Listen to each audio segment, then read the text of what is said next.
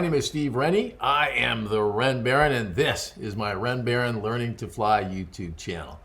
Well, it's been a while since I've posted, and the reason is pretty simple. In about 2 weeks, my wife and I are going to set out on another chapter in our Cirrus Life. This time, a cross-country trip. In fact, an international cross-country trip to the Yucatan Peninsula in Mexico. We're going to be flying from Los Angeles, California to Merida in Mexico. Now, this time around, we're going to be flying with a group of 11 other Cirrus planes, led by a Cirrus owner and CFI who's made this trip dozens of times down to Mexico. So it's going to be a great chance to do something new, but to do it with an experienced tour manager to guide us along the way. Now, as you probably know if you watch my channel, this is not our first cross-country trip. Since we've owned our Cirrus, we've literally flown to all four corners of the USA and as far east as the Bahamas. Now, along the way on those cross-country trips, I've learned so much as a pilot. And the experiences we've had in that plane have been invaluable in terms of making me a better pilot. Now, while flying those cross-country trips is a lot of fun, for me, the real fun in these cross-country trips is in the planning phase, where you get a chance to plot the whole thing out and then see it happen before your eyes. So this time around, I thought it might be fun to share with my viewers how I go about that whole process from start to finish. So come along for the ride. It's been my experience in life that when you're looking to do something big, and for me and the wife, a trip to Mexico is something big. At the outset, that whole process can seem too big and too daunting to handle. So if I think of this trip to Mexico as a big juicy steak, there's no way I'm going to be able to swallow it in one bite without choking on it. So for me, I'm going to need to cut it up into smaller pieces and bites that are just a little bit easier to digest. And to do that, I'm going to need a fork and a very sharp knife. And just to keep this stupid analogy going here, I'm going to be the fork, and this iPad and ForeFlight are going to be my knife. Let's go back to that map now for a second and take a look at this trip from the wide view here. As you can see here, we've got Los Angeles to Merida. Now, to add a little bit of detail to this now, I'm going to click on the flight plan button up here. I've entered in KSMO and MMMD, which is the airport identifier for Merida.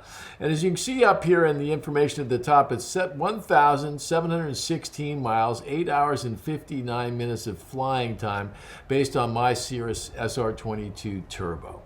Now, clearly, we're not going to be able to cover 1,716 miles in one hop, so I'm going to need to cut this trip up into smaller pieces, and I'm going to need to think about a couple things as I do that. As I mentioned previously, we're going to be flying with 11 other Cirrus pilots, and they're going to be coming from all over the United States, but we're going to be getting together in Brownsville, Texas, which is just across the border from Mexico, the night before, and then fly into Mexico the next day. So the first thing I'm going to do is add a stop in Brownsville, Texas. First, I'll highlight KSMO, then select Insert after KSMO, enter KBRO, hit Insert, and now let's see what we've got. I'm going to click on the nav log button, which is going to give us some more information on the flight plan. So now we've got two legs on our flight plan. KSMO to Brownsville, about 1,195 miles. In Brownsville to Merida, 521 miles. One of the most important lessons I've learned about flying cross-country trips is when you're building a flight plan, it's not just about picking a city and an airport. There's a whole lot of other factors that you need to take into account. First, big picture is what I call it. Do you have to be somewhere at a specific time? For us, we need to be in Brownsville at a specific time. There are geological considerations to consider when you're building that flight plan. Will you be flying over terrain? Will you be flying over water? Weather is always an issue. What's the weather forecast going to be when you're flying? Is it VFR or IFR? And if it is IMC conditions, are you IFR rated? And if you're not an IFR pilot, what is your backup plan going to be? There's issues of aircraft performance. How much fuel can your plane hold? Will that leave you enough room for your baggage without going over weight limits? If you need to fly higher to avoid terrain or climb above the weather, can your plane do that? If you're going to be flying above 12,000 feet, does your plane have oxygen?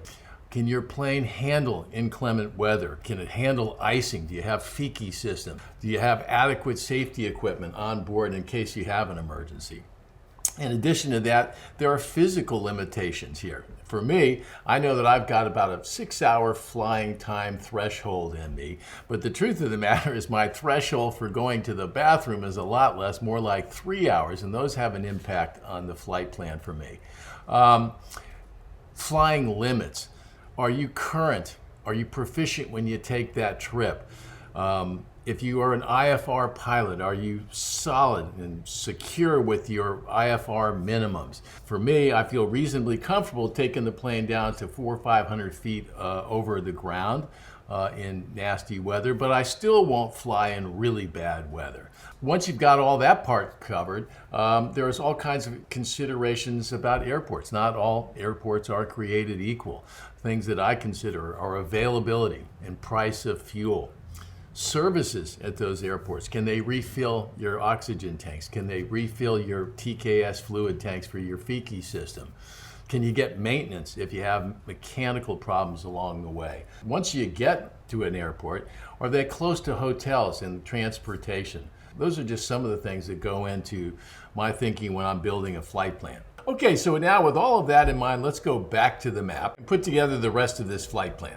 The first thing I'm going to do is get rid of MMMD. So now I can start to build my flight plan here. At this point in the process, I'm just going to use my iPad to consider all kinds of different options based on all the factors that we just discussed previously. The first thing I'm thinking about is, do I want to make this 2 legs or 3 legs to cover that 1,200 miles? If I make it 3 legs, it's going to take us a little bit longer, but it'll be a little bit more leisurely. If I make it 2 legs, I'm stretching the outer limits of my physical limits as we discussed earlier. So I'm going to take a look at it both ways here. Okay, so let's start with the 2-leg option. And what I'm going to do here is I'm going to scroll out a bit on the iPad, and what looks to be a natural halfway point up there looks to be El Paso, Texas. So let's put that one in. We'll hit the flight plan button, insert after Santa Monica, enter KELP for El Paso, and voila, we have our 2-leg option to Brownsville.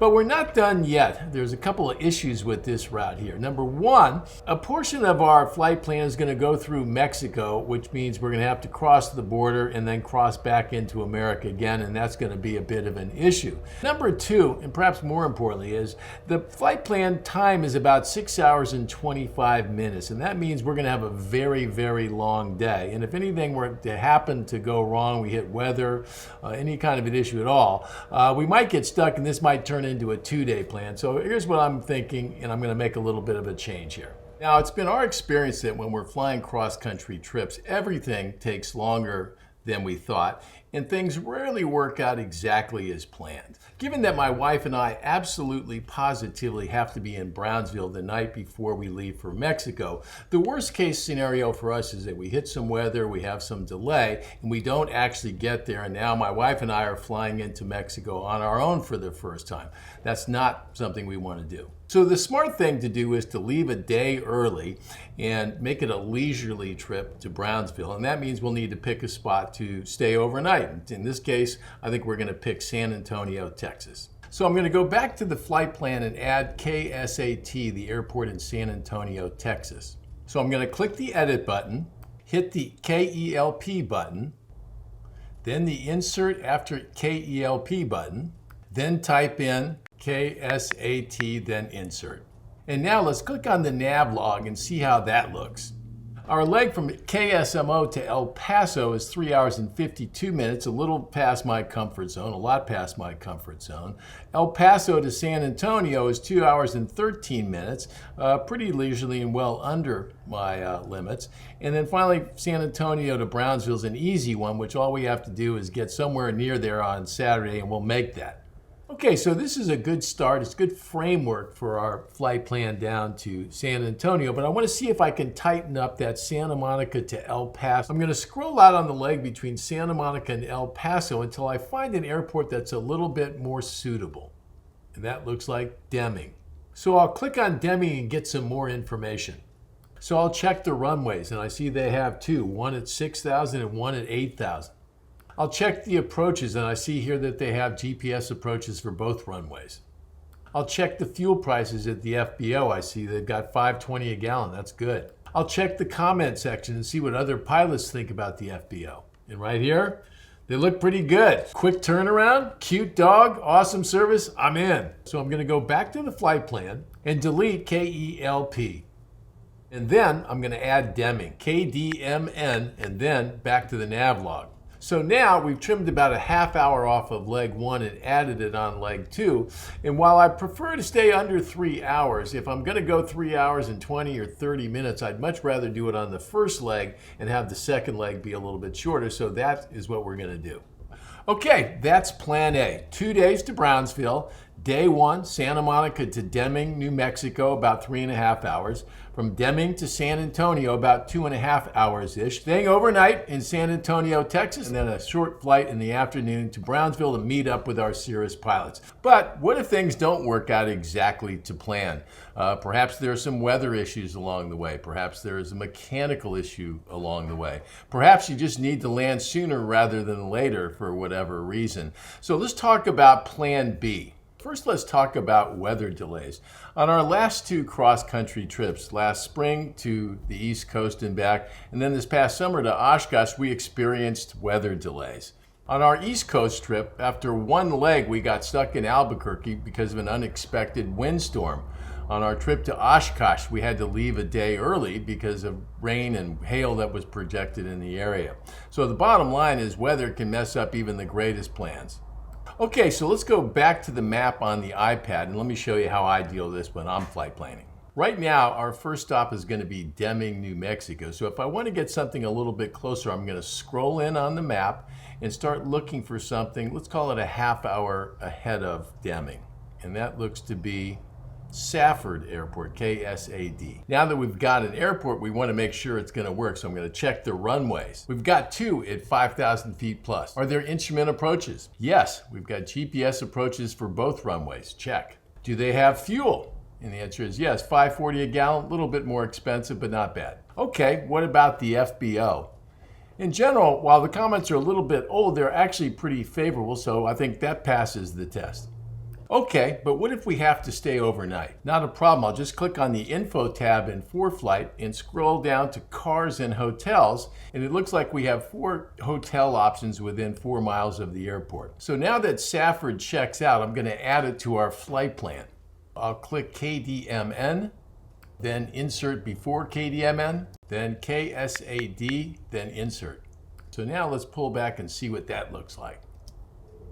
Now, if we look at the nav log, we've now got 2.5 hours to Safford and about 3 hours to San Antonio. So that's plan B. Even if we get stuck by weather for a day, we still have all day the following day to get to Brownsville, Texas to start our trip to Mexico. Now, we're still a couple weeks out from our departure date and a lot can change, so this flight plan you see today is really just a starting point. I'll still need to put together individual flight plans for each leg on the route, and I'll likely do that the night before our departure once I have a clearer idea of what the weather is. But in the meantime, I can start practicing approaches at each of the airports and start making those calls to FBOs to reserve a spot and to check on fees. Now, I'll cover our flight plan to Mexico in the next video, but suffice it to say that my wife and I are really looking forward to this trip, and we hope that you guys can join us for a little bit of it as I'll be posting some other videos along the way. So for all you new pilots that are still just learning to fly and perhaps planning your first cross-country trip, I hope this little video gives you some insight into that whole flight planning process. If you liked the video, I hope you'll click that like button. If you want to see more videos like this, just subscribe to the channel. My name is Steve Rennie. I am the Ren Baron, and this is my Ren Baron Learning to Fly YouTube channel. See you again soon.